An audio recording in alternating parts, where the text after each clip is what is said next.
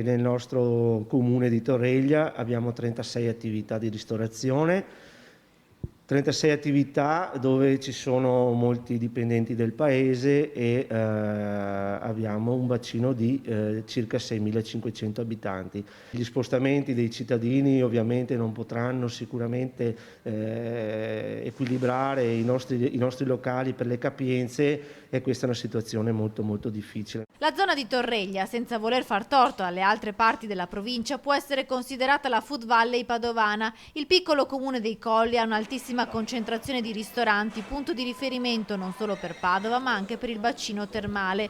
Ora, con il nuovo DPCM che impone il divieto di movimento tra comuni i giorni di Natale, Santo Stefano e il 1° di gennaio, i ristoranti vedono svanire la quasi totalità delle prenotazioni.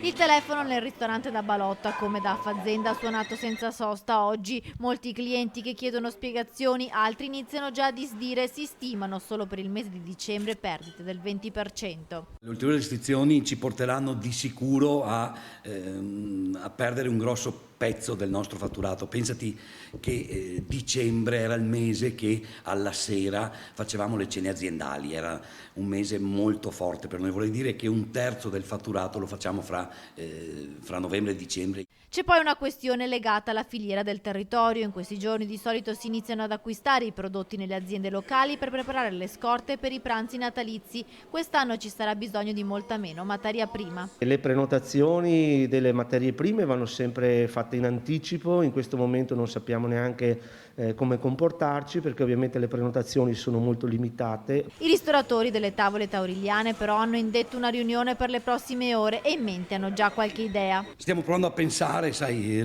cosa rimane se i fracomuni non si possono muovere, i nostri clienti ci chiederanno di chiudere la prenotazione, di disdire la prenotazione, ci proporremo per portargli a casa il menù, chissà che non nasca un kit per Capodanno. L'obiettivo è quello di resistere, restare uniti per superare questo periodo di crisi e pensare al futuro.